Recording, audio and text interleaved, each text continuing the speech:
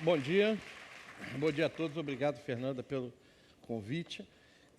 Sejam bem-vindos, que essa que é a primeira mesa da 17ª Flip. Fica a recomendação da professora Valnice Nogueira Galvão, na abertura ontem, que é preciso ler os sertões todos os dias, né, para entender melhor a perversidade do Brasil com os desvalidos. Isso vamos tomar como um mantra, né?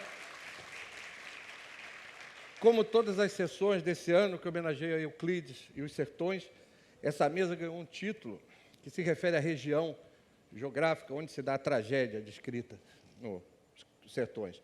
Bendegó de Baixo é uma localidade, sobretudo o nome de um riacho, que na descrição do Euclides tem a existência fugitiva das estações chuvosas, ou como ele diz, volvendo águas transitórias, né? Foi às margens do Bendegó que no século XVIII caiu um meteorito, que foi batizado assim em sua homenagem, né?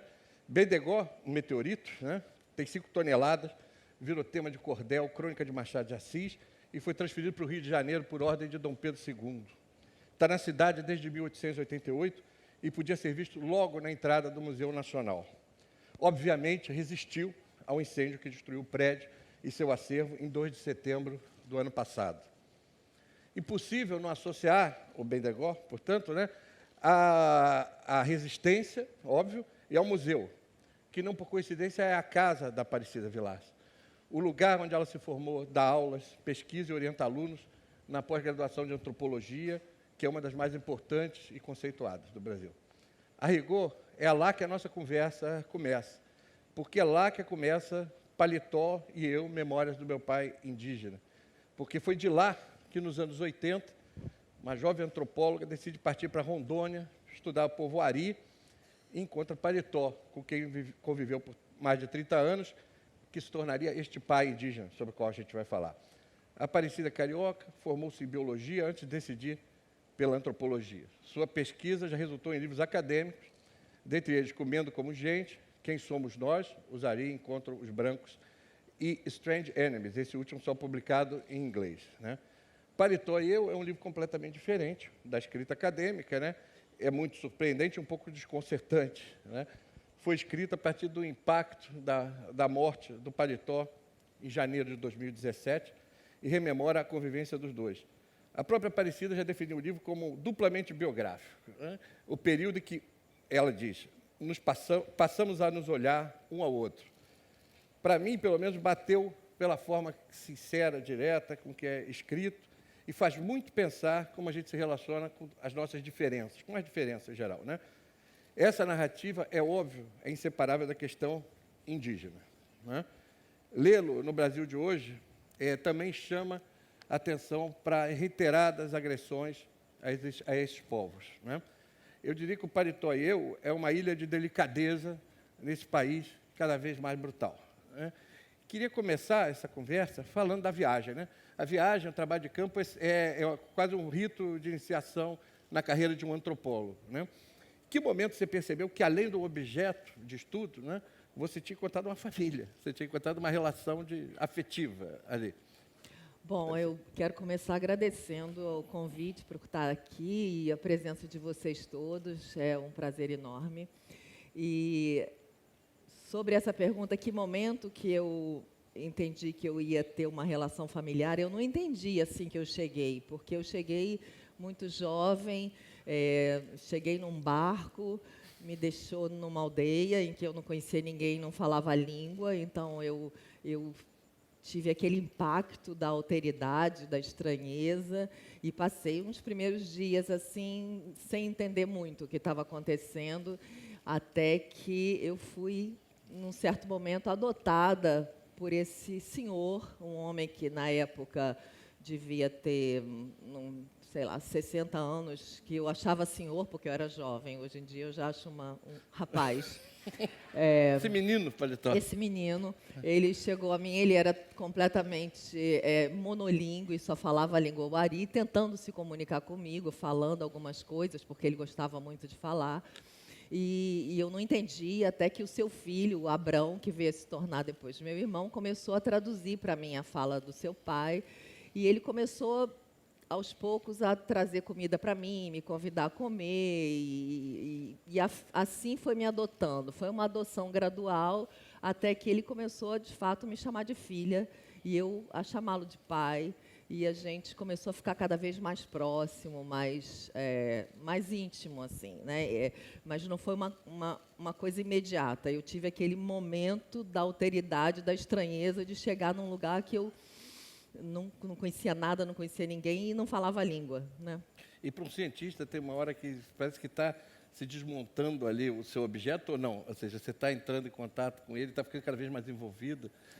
Olha, como cientista, assim como antropóloga, a gente é preparado para isso. Quer dizer, eu lia muitas etnografias, né, muitos estudos sobre outros povos indígenas.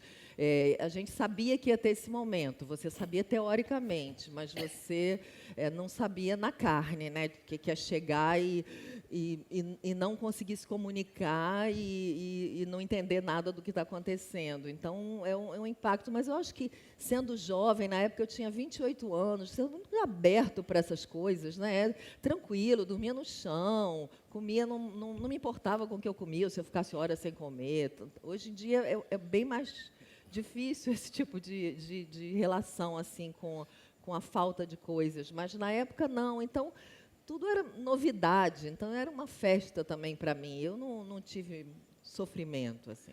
Sim, então, para começar a nossa conversa, é claro, é um livro inteiro sobre o paletó, né?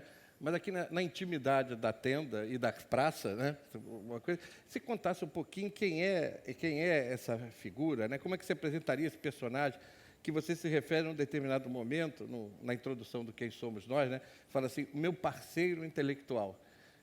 Conta assim para a gente saber um pouquinho mais quem é o paletó.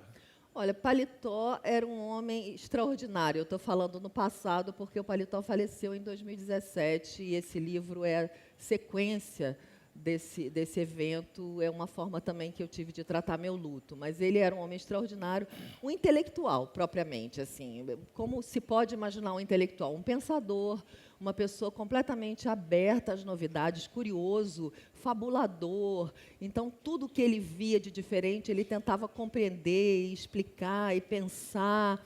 Então, ele foi um grande parceiro intelectual na minha descoberta da vida do Zuari, né, na minha redescoberta da minha própria vida na cidade, porque quando ele esteve na cidade me visitando 3 vezes, ele me ajudou a redescobrir meu mundo, me questionando sobre coisas que eu jamais havia pensado.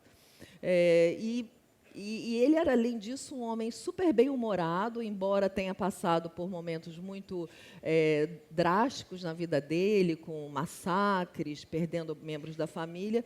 Ele era muito bem-humorado, uma pessoa risonha. Então, foi uma grande sorte na minha vida ter conhecido essa pessoa que ainda por cima me adotou, né? Essa generosidade enorme, e se tornou, então, um grande parceiro. Ele pensava comigo. Então, acho que a maioria dos meus livros é fruto desse pensamento conjunto, né, de duas pessoas de culturas diferentes que estavam se olhando e tentando buscar respostas para a vida uma na outra, nesse olhar. E por que o apelido dele, Paletó, que é muito... Bom, o apelido é um nome, né, que todos não sabem.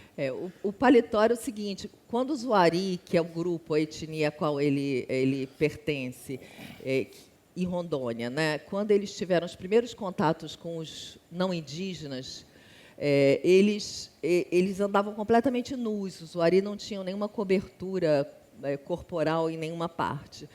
E quando chegaram esses primeiros não indígenas, né, eram missionários e pessoas do governo, eles queriam logo cobrir os corpos, né? Isso é uma coisa muito frequente nesses primeiros contatos, é tentar cobrir os corpos dos índios, dando roupa e tal. E o paletó se recusou. O paletó era bem cheio de vontade, assim. Então ele se recusou, falou: não quero roupa, não gostou, achou feio. Até que um dia apareceram com um paletó, só o terno, aquela parte de cima, para ele adorou, que também é bem paletó, assim. Tem uma coisa que ele gosta, uma coisa que ele não gosta. Aí ele pegou e botava aquele paletó e andava pelado com o paletó. E todo mundo achou engraçado e tal, e começaram a chamar ele de paletó, porque o nome dele é Wataka Oromishik. E vamos conhecer um pouquinho melhor o paletó. Eu queria pedir para você ler o trecho, vocês vão ver um dos momentos da convivência da Aparecida com o paletó. Opa! É um trecho do livro que eu copiei aqui em letra maior, caso eu não conseguisse enxergar com a luz. Para mim, a relação pai-filha entre mim e Paletó foi construída, de fato, em nossas viagens juntos, especialmente em suas viagens ao Rio de Janeiro. O mesmo aconteceu com a minha relação de irmã com Abrão, que acompanhou nosso pai nas 3 viagens deles para minha casa, além de vir uma vez sozinho quando estava doente. Um episódio particularmente memorável aconteceu na primeira viagem dele e Abrão ao Rio de Janeiro, em dezembro de 1992. Naquele tempo, existiam videolocadoras de VHS. E costumávamos ir a uma perto de nossa casa, onde escolhemos juntos diversos filmes, dentre eles A Guerra do Fogo, e um sobre um canibalismo na Nova Guiné, do qual não me recordo o nome, mas que fez um grande sucesso. As capas coloridas dos vídeos ficavam expostas em prateleiras, por setores. Numa dessas visitas, chamou a atenção de Paletó, antes mesmo de Abrão, um setor em que se via fotos de mulheres nuas. Era a seção de filmes pornográficos, que antes da internet era praticamente a única fonte disponível desses tipos de filme. Tentei desviar a sua atenção, mas Paletó começou a retirar as capas, uma a uma, e a me pedir que lesse a sinopse do filme no verso. Envergonhada, afinal, eu o tratava como pai, comecei a ler, até que um deles o interessou particularmente. Era uma paródia do filme, então relativamente recente, De Volta para o Futuro. Alugamos o filme por absoluta insistência de Paletó, que pediu para vê-lo assim que chegamos em casa. Eu devia estar presente para traduzir, disse ele. Embora logo tenha descoberto que quase não se falava no filme. Mas era preciso traduzir o enredo, para lá de complicado. Como no filme original, o protagonista volta ao passado e conhece os seus pais ainda jovens. Entretanto, em sua versão pornô, ele faz sexo com a sua mãe, uma jovem tremendamente sexy, em uma cena que toma bastante tempo do filme. Constrangida ao assistir com meu pai essas cenas de sexo explícito e ainda por cima incestuoso, tive, além de tudo, que responder às suas muitas questões. Perguntou-me se essas mulheres não tinham vergonha de mostrar o ânus, que ele chamou de caminho da pamonha.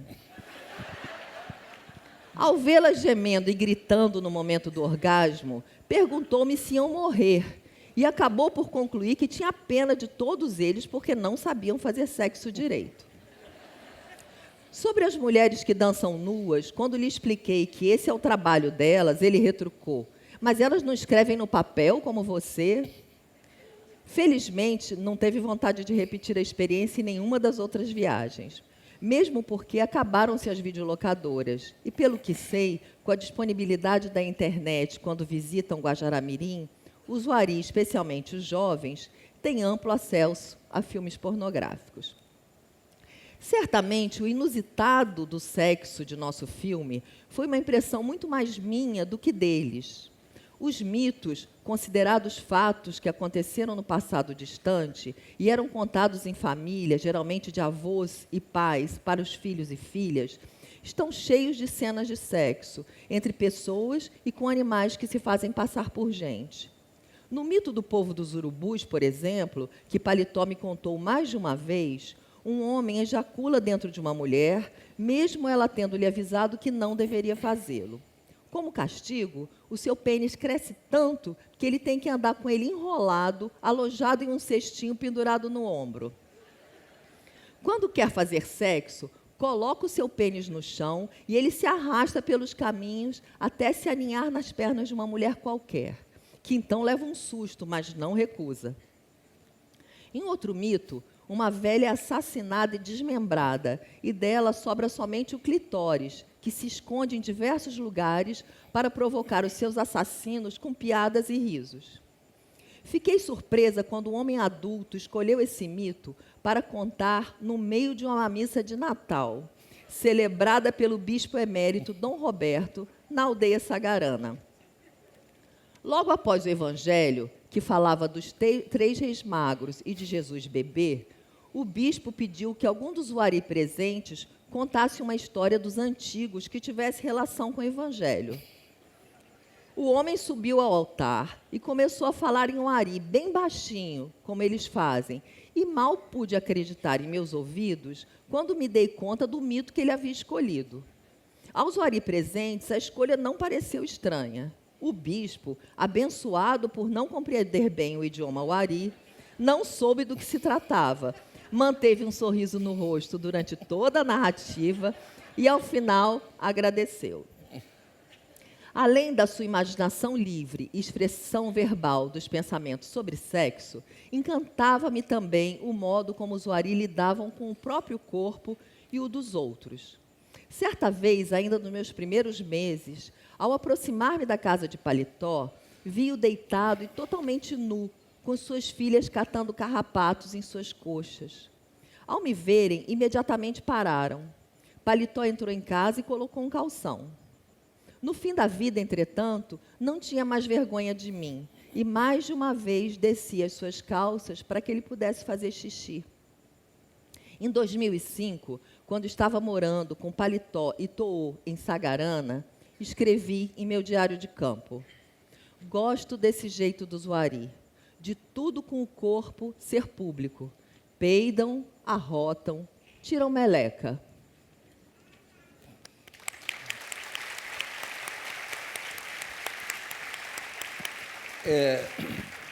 O livro tem muito desse, a gente poderia ficar falando definidamente sobre o momento de conflito e de confronto cultural, assim, né?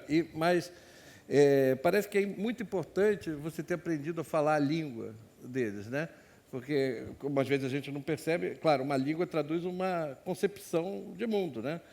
Como é que foi esse aprendizado, né? Que em determinado momento, uma delas diz para você: você tem que casar com o Uari e aprender a comer a nossa comida. Você dispensou o casamento, mas aprendeu a comer como eles e, sobretudo, a falar, né? Isso é muito importante. Eu acho que o trabalho de antropólogo numa outra cultura, principalmente numa cultura indígena, é essencial aprender a falar a língua, porque, como disse o Paulo, a língua ela revela toda uma concepção de mundo, né? Então é essencial. Então essa é nosso treinamento como antropólogos, né? No que eu recebi e no que eu faço com os meus alunos, nós sempre dizemos: vocês têm que chegar e aprender a língua.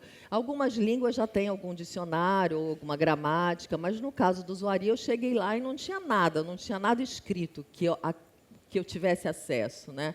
Então eu aprendi como uma criança.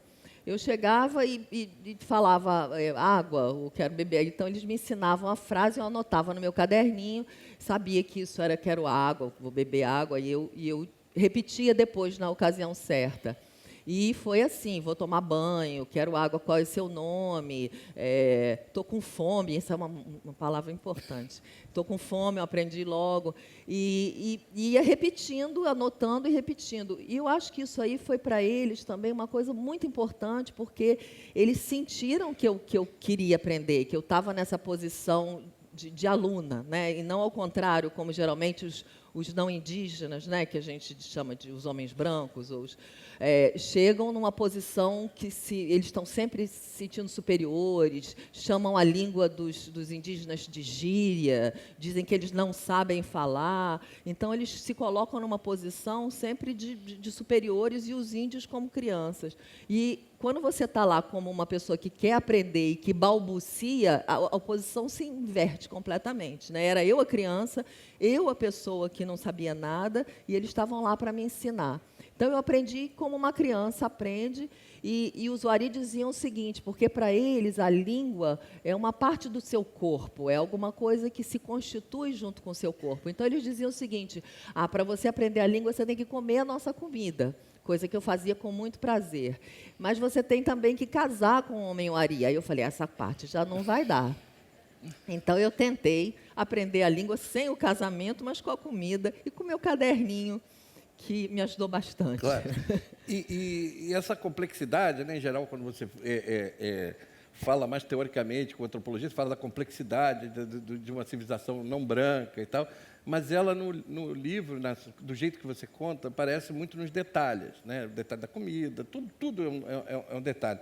Mas eu acho que tem uma coisa muito profunda que acontece no livro, quando você fala da ideia do trânsito entre homens e animais, né? Que o homem pode ser onça, por exemplo, e em um determinado momento tem uma anotação no caderninho, e você cita assim: parece que tem muito essa história de gente virar bicho, gente, como se esse limiar fosse facilmente transponível.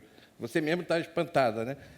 Conta um pouco, você transpôs essa barreira, que eu acho que é muito curioso, essa passagem do homem para o bicho, do bicho para o homem. Pessoalmente, eu não tive essa oportunidade, assim, eu não transpus. Até gostaria, deve ter sido uma experiência bacana, mas eu vi, evidentemente, os meus amigos xamãs, né, pajés, que se transformavam em animais com gestos e com ações e com sons, né? Porque para o Zuari e para diversos outros povos indígenas, já no mito de origem, né, os humanos e os animais foram criados juntos, assim, nasceram juntos, né, como seres. E eles mantêm essa semelhança e essa proximidade por todo o resto, embora digamos, no mundo pós-mítico, né, nesse mundo atual, os humanos e animais, cada um seja uma coisa, essa origem comum deles os faz ter digamos, uma alma comum. É mais ou menos isso. Eles têm uma alma comum, e então os animais também têm pensamento, têm sentimento, eles pensam no que vão fazer, eles têm relações, têm famílias, vivem em casas, fazem festas. Então, é por essa origem comum que é possível essa passagem. Então, não é um transformismo ou um disfarce, digamos, uma fantasia, eles não usam nenhum tipo de adereço para se transformar em animais. É uma relação, é como se, nesse mundo deles, a relação com os animais pudesse ser restabelecida. Então, uma pessoa dizer que uma pessoa virou onça, ou uma pessoa virou queixada, ou virou cutia, significa que ela estabeleceu relações sociais com queixada, com a onça e com a cutia. Com isso, ela vai comer como a onça, ela vai ver o mundo como a onça. É muito mais uma relação que os Wari diriam de alma, de espírito, né? de uma possibilidade de conexão de espírito, do que uma relação puramente transformista, né? Mas você viu isso acontecer, né? Eu vi muito. Por exemplo, acontecia? Acontecia assim. Eu tinha um homem, o primeiro que me adotou assim que eu cheguei, que era o irmão do paletó, chamava Uané, que faleceu logo depois. Ele era xamã, pajé, queixada. Queixada é porco do mato, uma espécie de javali, assim. E ele sempre me chamava quando ele ia curar algum doente, ele sabia que eu estava interessada nesse assunto de transformação em animal, e me chamava: vem comigo. E ele, o doente aqui, deitado, e ele atuava como um queixada. Ele ficava de quatro, ele fazia sons de queixada e ele tirava as coisas que estavam causando a doença com a boca, né? Ele ia puxando as coisas com a boca. Então, era essa... Mas ele não estava em transe, não era uma possessão. Era uma relação que ele estabeleceu com as queixadas, que ele estava atuando naquele momento. Tanto que, uma das vezes, eu, na minha ignorância, pensando, é uma espécie de transe, ele está possuído pelo animal. Eu estava junto com a esposa dele, Orontiquaiê, e aí, uma hora no meio dele curando, ela falou: Uané, eu estou indo para casa. E ele falou: já estou indo. E voltou a atuar. E na hora eu pensei assim: nossa, é aquela coisa, né, dicotômica, assim, ou ele está em transe, isso é falso. Depois, com o tempo, né, com 30 anos de campo, agora cada vez mais eu sei, mas na época logo eu descobri que não tinha nada a ver com isso, que isso era uma visão nossa, que ele estava se relacionando com os queixadas, e pronto. Claro. E ele podia sair, ele podia ir de um mundo para o outro, não tinha essa restrição. Você falou ainda agora que, para aprender a falar o Wari, você tinha que se portar quase como uma criança, você tem uma certa inocência. E tem uma coisa que é muito legal no livro, da relação do paletó com a sua família, né? Ele considera seu pai irmão dele, né? E os seus filhos, efetivamente, quando crianças, foram para a aldeia. Como isso foi para essas crianças urbanas, né? Olha, o meu filho mais velho, Francisco, ele foi com 1 ano e meio a primeira vez, porque eu fiz meu primeiro campo, né, minha primeira estadia com Zuari, eu ainda não tinha filhos, foi meu mestrado, depois eu fui fazer minha pesquisa de campo para o doutorado, e meu filho tinha 1 ano e meio, ainda usava fralda, eu lavava fralda no Rio e tal, era essa a história. E ele foi imediatamente adotado pelo Zuari, que tinha os bichinhos de estimação, cutia, tatu, toda hora o Francisco estava com um bichinho e tal. E se sentiram absolutamente à vontade, foi muito bem. Depois, mais tarde um pouco, nasceu o André, meu segundo filho, que também foi para lá e também Paletó o adotou. Eu tenho aqueles filmes lindos do Paletó segurando o André com um arco, que eles faziam logo um arco e uma flecha para ensinar os meninos pequenininhos a flechar, né? E eles morriam de orgulho, porque o André pequenininho, ele ia para a floresta andando assim, falando assim, mãe, hoje eu vou matar caça para você. Aí o Paletó ficava assim, esse é o meu garoto, né? Esse é o garoto. E o Francisco era mais intelectual, levava uns livros, ficava lendo, gostava de jogar xadrez. Então, cada um tinha a sua ação, mas eles falavam assim, esse seu menor é que sabe fazer as coisas, que ele quer caçar e matar caça para você. E foi ótimo. E o Paletó veio para cá e conheceu meus pais, que nunca foram lá, mas que chamava meu pai de irmão, eles faziam dança Zuari juntos e tal. Então, foi assim, surpreendentemente, né, não falavam a mesma língua e se deram bem e fomos felizes. Esse livro é muito importante porque você vê que você mesma diz que isso para você abre uma nova possibilidade, ou seja, de escrever não academicamente e até uma listinha que você fez do que você tinha na cabeça escrevendo, né? Que você falou assim, óbvio que a referência ao Tristes Trópicos, do Levi-Strauss, que é um livro sobre a viagem, não é um livro propriamente técnico, né? Mas até os livros da Patti Smith também, que isso influencia Mas escrevendo assim, você está escrevendo para o público geral, para nós, para os leigos, né? E isso acho que foi muito importante no incêndio do Museu Nacional em setembro de 2018, e que você escreveu um artigo para o jornal Nexo sobre o museu, na qual não se discutia propriamente a importância, claro, a importância incomensurável do que se perdeu ali, mas que dá uma aproximação bacana. Eu queria ler só um trechinho rápido. Escreve Aparecida. Olhando para o esqueleto do nosso museu, veio uma imagem de uma imolação, de alguém colocando fogo no próprio corpo como protesto, como revolta por tantos maus tratos e descaso. Compreendendo sua mensagem silenciosa e veemente, colocamos o nosso museu no colo, da forma que nos foi possível, cercando com um abraço. Todos juntos, professores, funcionários e alunos, que conseguimos entrar em meia truculência de policiais que jogavam bombas e empurravam pessoas aglomeradas no portão de entrada. Abraçamos o nosso morto, acarinhamos o cadáver da nossa casa. Qual é para você o sentido dessa tragédia absurda, né? E que você acha que são as consequências dela a médio e longo prazo? Ou seja, o que pode despertar isso?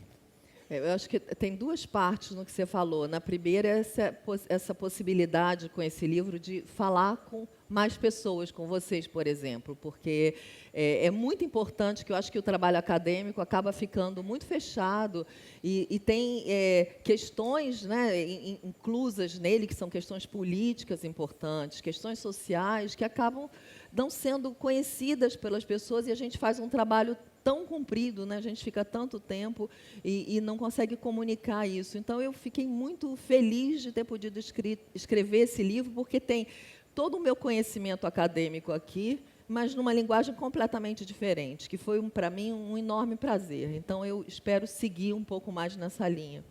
Sobre o museu, foi uma desgraça, né? Uma desgraça para todos nós brasileiros e uma desgraça assim, muito grande para nós, pesquisadores, alunos e pessoas vinculadas ao museu. Era um dos museus mais frequentados do Rio de Janeiro, né? Famílias inteiras iam. Imagino que, se tem aqui gente que mora no Rio, todo mundo já foi ao Museu Nacional, já visitou o Museu Nacional, né? É uma coleção riquíssima. Isso tudo foi completamente destruído. Nós ficamos em estado de choque. Quer dizer, eu coloco nesse artigo do Nexo que isso foi resultado de um descaso público, né? Porque já se pedia, a gente está há muitos e muitos anos, talvez décadas, que os nossos dirigentes pediam verba pública, né? Verba para o Estado, verba para o governo federal, e essas verbas não chegavam. A gente sabia que o museu precisava de ser reformado, né? Que tinham instalações antigas, e justamente uma das coisas que causou foi uma instalação elétrica, parece, né? De ar-condicionado. E a gente sabia que isso, então a gente sabia da preciosidade que estava lá dentro, né, que era o nosso trabalho como pesquisadores, e as coleções já de mais de século, né, ali de artefatos indígenas, coleções zoológicas, coisas preciosas, assim, que a gente jamais vai conseguir repor. Mas e aconteceu essa fatalidade. Nós agora somos pessoas, digamos, desabrigadas, né, tentando reconstruir a nossa biblioteca. A nossa biblioteca de antropologia era a maior da América Latina, e a gente agora fez até um crowdfunding para tentar reconstruir, porque a gente não consegue verba pública para fazer isso. Então, estamos nessa situação. Cara, Aparecida, no livro, como em qualquer relato, né, que envolva os indígenas brasileiros, há muita violência, sobretudo praticada pelos brancos, né? Desde a década de 30, os Uari já tinham suas terras invadidas. Na década de 30, já tinham as terras invadidas faz tempo, né? Assassinatos, sequestros, bárbaros, né? A situação desses povos hoje é calamitosa, né? E há um avanço, tem uma tensão da insistência que quer demarcar terras que já estavam marcadas. Enfim, você mantém contato com os Uari, você tem notícias. Eu queria que você falasse um pouco de como estão as coisas e porque às vezes a gente vê o noticiário e tem a sensação de que os indígenas viraram um alvo. Eles viraram um alvo novamente, né? A gente está num momento, devido às novas políticas governamentais, num momento de retrocesso absoluto, né? Nós estamos voltando aos anos 60, 70, né?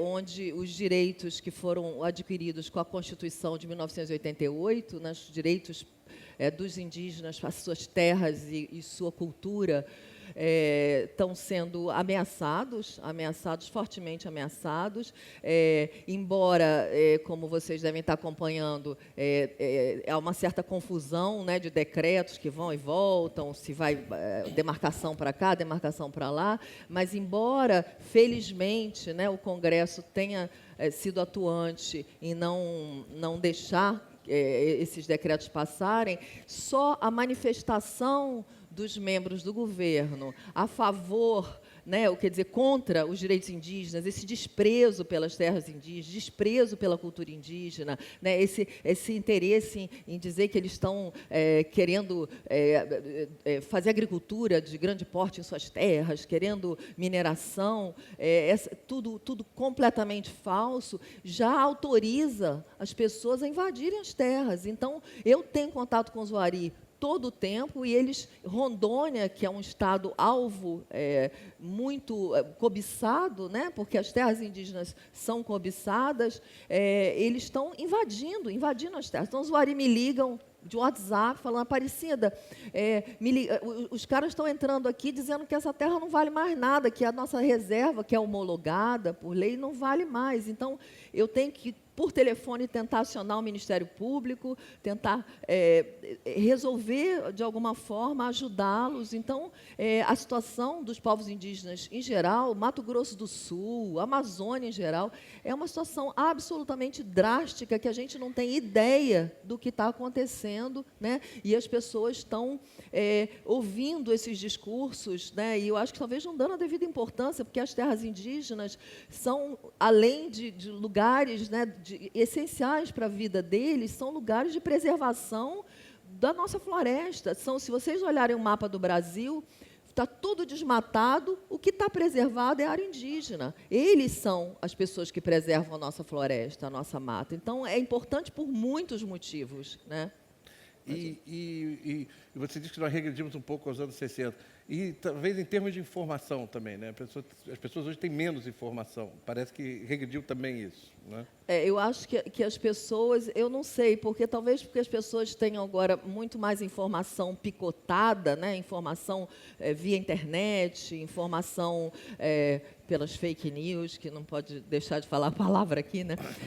E não tem uma informação consistente, né? Então, eu acho que, assim, eu como antropóloga, né, o que eu diria é o seguinte: a gente tem que se informar, né? E essa luta pelos povos indígenas é uma luta de todos nós, não somos só os antropólogos, os indígenas, somos todos, gente, porque se a gente não tiver...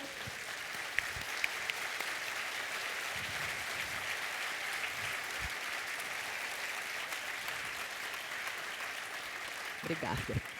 Porque se a gente não tiver diversidade, a gente morre, entendeu? Tem que entender isso. O mundo feito só de gente igual não existe.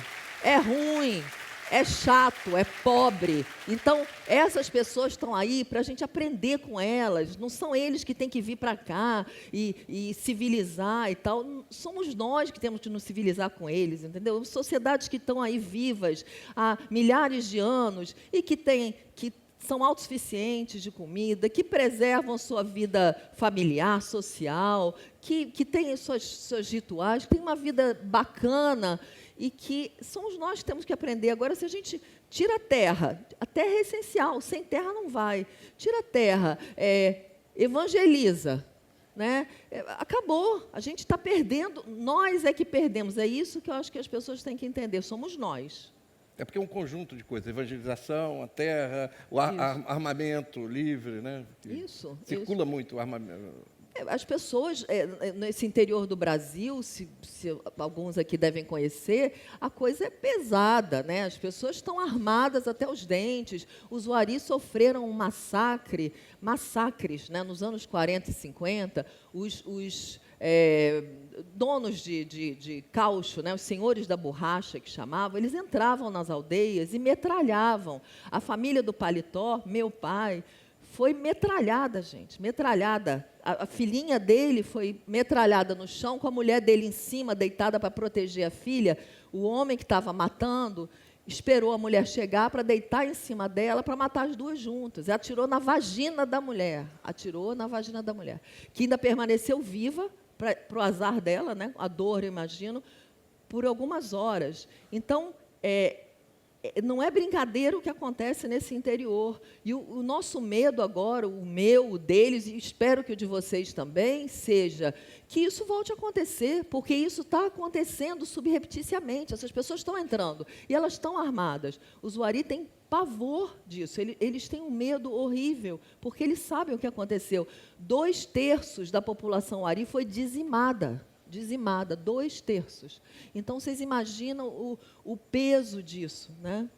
E o que nós podemos fazer na nossa distância e na nossa limitação? Olha, eu vou falar uma coisa assim meio piegas, mas eu acho que vocês têm que amar a diversidade. É isso que eu diria, assim, amor mesmo. Abrir a mente e o coração para essa diversidade, para os índios, entender que tem ali uma riqueza incrível, que não é só artesanato, dançazinha, que são essas coisas que a gente vê. Eles são intelectuais, gente. Você está diante de intelectuais que, se estivessem vivendo aqui e na faculdade, estariam, sei lá, ganhando prêmio Nobel, entendeu? São pessoas inteligentíssimas, intelectuais, pensadores, e a gente tem a aprender com eles. Então, é abrir o nosso coração, porque na hora que a gente tiver, né, essas pessoas no coração, na mente, nós seremos atuantes na preservação, no sentido de que a gente com certeza defende de quem a gente gosta. Então tem que gostar primeiro e defender, porque aí vai vir como uma coisa natural, eu acho. Nós estamos terminando, então com essa fala da Aparecida, a gente termina o nosso encontro. Eu queria agradecer a todos vocês, sobretudo a Aparecida Vilaça. Muito obrigada, eu que agradeço. Bom dia. Aparecida Vilaça.